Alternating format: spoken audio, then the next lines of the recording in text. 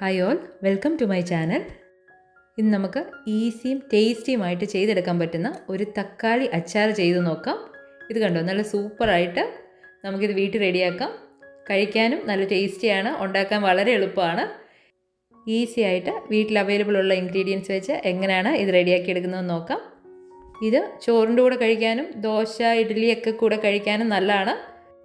ഇനി തക്കാളി കിട്ടുമ്പോൾ ഒന്ന് ട്രൈ ചെയ്ത് നോക്കണേ. അപ്പോൾ നമുക്കിതെങ്ങനെ റെഡിയാക്കി എടുക്കുന്നതെന്ന് നോക്കാം. ഇതിനായിട്ട് ഒരു പാനിലേക്ക് 1.5 ടീസ്പൂണോളം കടുകും 1 ടീസ്പൂണോളം ഉലുവായും 1 ടീസ്പൂണിനടുത്ത് ചെറിയ ജീരകവും ഒന്ന് ഡ്രൈ റോസ്റ്റ് ചെയ്തെടുക്കുന്നുണ്ട്.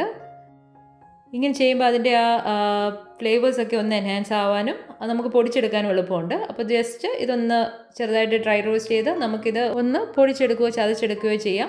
ഇനി ഒരു പാനിലേക്ക് 1 ടേബിൾ സ്പൂണോളം ഓയിൽ ഒഴിച്ചിട്ടുണ്ട്. ഇതിലേക്ക് ഞാൻ ഒരു 4-5 വെളുത്തുള്ളി ഇതുപോലെ ചെറുതായിട്ടൊന്ന് അരിഞ്ഞിട്ട് ഇട്ട് കൊടുത്തിട്ടുണ്ട്. ഇതൊന്ന് ചെറിയ ലൈറ്റ് ബ്രൗൺ ആയി വരുമ്പോൾ ഒരു 6 തക്കാളി ഇതുപോലെ ചെറുതായിട്ട് അരിഞ്ഞിട്ട് ഇട്ട് കൊടുക്കുകയാണ്. വേകാനുള്ള എളുപ്പത്തിന് ഇങ്ങനെ ഇടുന്നതാണ്. അപ്പോൾ ഇതൊന്ന് ഇട്ട് കൊടുത്തിട്ട് ഒരു 1-2 മിനിറ്റ് ഒന്ന് വഴറ്റിയ ശേഷം ഇനി ഇതിലേക്ക് ഒരു നാരങ്ങ വലുപ്പത്തിലുള്ള പുളി ചേർത്ത് കൊടുക്കണം. ഇത് നമ്മുടെ വീട്ടിലെ പുളി ആയതുകൊണ്ട് ഞാൻ ഡയറക്റ്റ് ഇട്ട് കൊടുക്കുകയാണ്. കടയിൽ നിന്നൊക്കെ മേടിക്കുന്നതാണെന്നുണ്ടെങ്കിൽ വെള്ളത്തിലൊന്ന് മിക്സ് ചെയ്ത് അരിപ്പിച്ച് വേണമെങ്കിലും ചേർത്ത് കൊടുത്താൽ മതി കേട്ടോ. അരിപ്പിച്ചിട്ട് അരിച്ച് ചേർത്ത് കൊടുത്താലും മതി.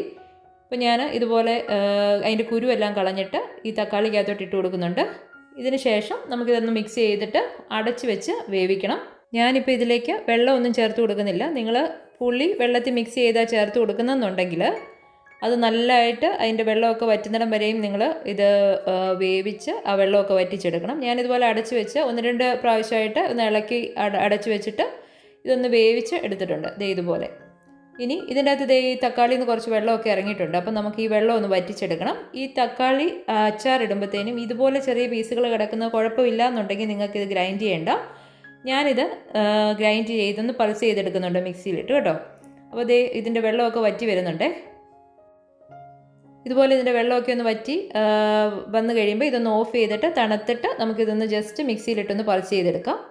ഇനി ഒരു പാനിലേക്ക് ഞാനൊരു 1/4 കപ്പോളം എണ്ണ ഒഴിച്ചിട്ടുണ്ട്. ഇതിലേക്ക് ഞാൻ കടുക് 1/2 ടീസ്പൂണോളം ഇട്ട് കൊടുത്തിട്ടുണ്ട്. ഈ ടൈമിൽ നിങ്ങൾക്ക് ചനാദാൽ ഉണ്ടെങ്കിൽ 1 ടീസ്പൂൺ ഇട്ട് കൊടുക്കാം. അതുപോലെ തന്നെ ഉഴുന്ന് 1 ടീസ്പൂൺ ഇട്ട് കൊടുക്കാം, ഇതിൻ്റെ ഒരു ഫ്ലേവറിങ്ങിന് വേണ്ടിയിട്ട്.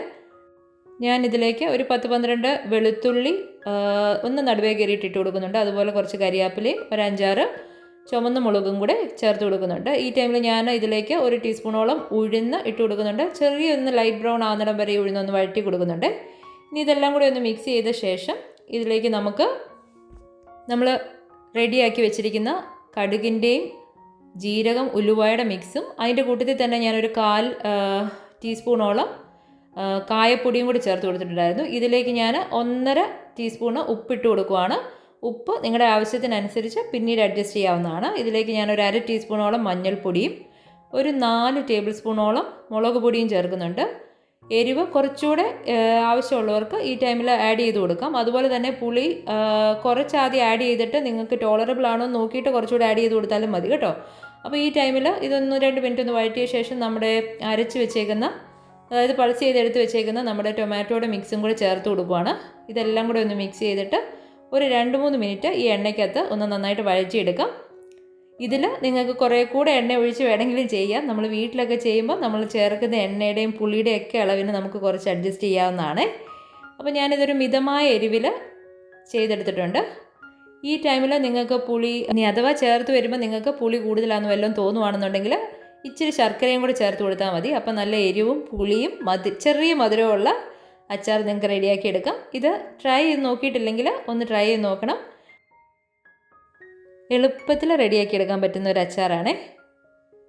വീഡിയോ ഇഷ്ടപ്പെട്ടെങ്കിൽ ലൈക്കും ഷെയറും സബ്സ്ക്രൈബും ചെയ്യണേ. Thank you for watching.